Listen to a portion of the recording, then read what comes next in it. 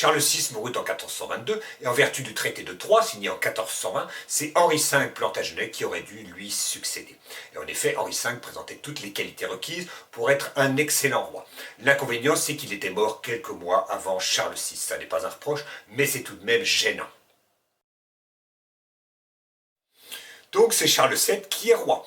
Et est-il vraiment? Car en réalité, Henri V a épousé Catherine de Valois, sœur de Charles VII, et il en a eu un fils, qu'on appellera Henri VI, et qui est à l'époque âgé de 2 ans.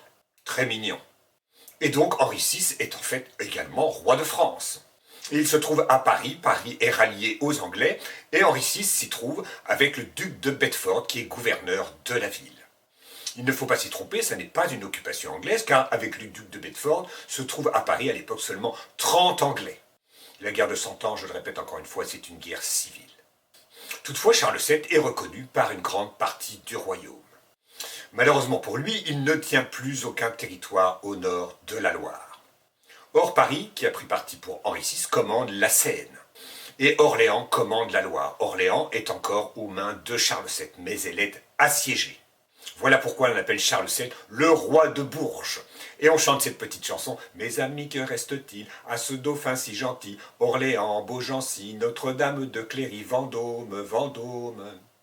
Donc Charles VII n'est pas en excellente posture, d'autant plus qu'il fait preuve d'une grande apathie et ne fait rien pour conquérir ses droits. S'il perd Orléans, il perd la partie, qui donc lui redonnera de l'énergie et du courage. Et bien voilà qu'en 1428 entre dans l'histoire une jeune bergère de Domrémy. Domrémy se trouve en Lorraine, ce qui peut paraître étonnant, mais c'est une petite partie de la Lorraine qui relève du royaume de France. Et donc Jeanne entend les voix de Saint-Michel, Sainte-Catherine et Sainte-Marguerite qui lui suggèrent de bouter les Anglais hors de France. Elle en parle à son oncle qui la conduit auprès du capitaine de Vaucouleurs qui s'appelle Robert de Baudricourt. Celui-ci, une première fois, et conduit la jeune fille, mais elle insiste si bien qu'il finit par lui donner une escorte pour la conduire à Chinon, où se trouve le roi, qu'elle reconnaît parmi la foule des courtisans où il s'était dissimulé. Elle appelle le gentil dauphin, ce qu'elle fera tant qu'il n'est pas sacré. Et Charles VII fait enquêter sur elle, apparemment l'enquête se révèle favorable, si bien qu'il lui confie un convoi de ravitaillement à destination d'Orléans assiégé. Et voilà que la foi de Jeanne réveille le courage des soldats. Si bien que le siège d'Orléans est levé le 8 mai 1429.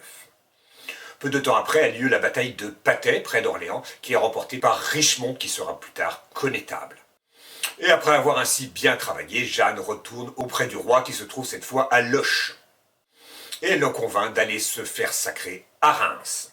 En réalité, c'est une opération assez dangereuse, car Reims est au nord de la Loire, et donc c'est un territoire qui, a priori, ne lui est pas favorable. Il s'y rend quand même, et il est en effet sacré le 17 juillet 1429. Tout n'est pourtant pas terminé, et Jeanne et ses compagnons continuent leur chevauchée. Mais voilà que Jeanne est faite prisonnière par les Bourguignons sous les murs de Compiègne, qui est assiégée.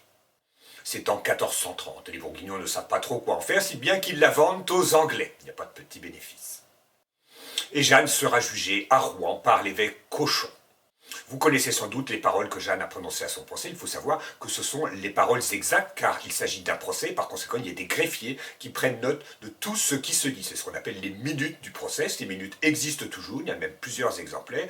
Donc chaque fois que l'on prête des paroles à Jeanne, elles ne sont pas inventées par les historiens, encore moins par les romanciers. Ce sont les paroles tirées des minutes de son procès. Et à l'issue de ce procès, elle est condamnée, non pas pour sorcellerie, comme on le dit quelquefois, mais pour hérésie. Elle est condamnée au bûcher, sur lequel elle monte le 30 mai 1431 à Rouen.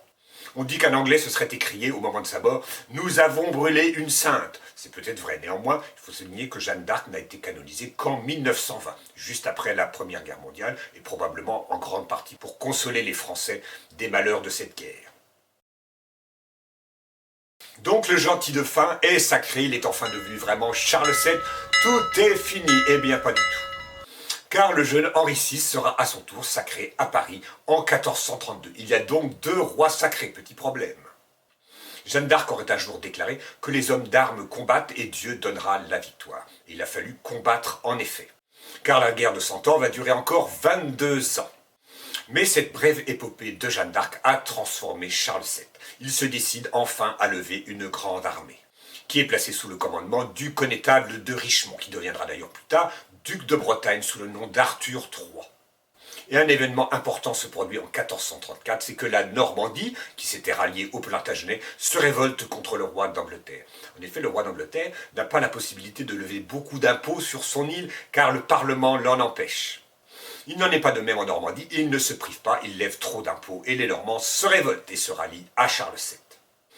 Et l'année suivante, en 1435, le duc de Bourgogne, qui est Philippe le Bon, se réconcilie avec Charles VII. Charles VII commence par faire amende honorable du meurtre de Jean sans peur, le père de Philippe le Bon. Et Philippe le Bon reconnaît Charles VII comme roi de France. Il faut dire que Philippe le Bon, c'est un Valois, c'est en fait un membre de la famille royale. Tout cela est conclu par la paix d'Arras. Et c'est ainsi que la Normandie va être reconquise. L'étape finale de cette reconquête, c'est la bataille de Formigny, qui a lieu en 1450.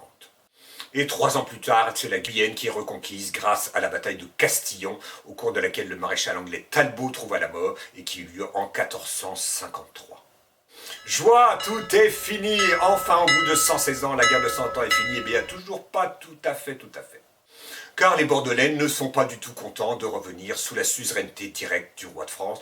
Ils se claquent mûrs dans leur ville et ne veulent pas en sortir. Il faut les assiéger. La ville est enfin prise et le roi de France décide d'y construire 2 solides forteresses, une de chaque côté. Non pas pour protéger la ville contre une éventuelle invasion, mais pour montrer aux Bordelais qu'ils sont désormais sujets du roi de France et prier d'être contents de l'être. 1453, c'est également l'année de la chute de Constantinople, qui est prise par le sultan ottoman Mehmed II.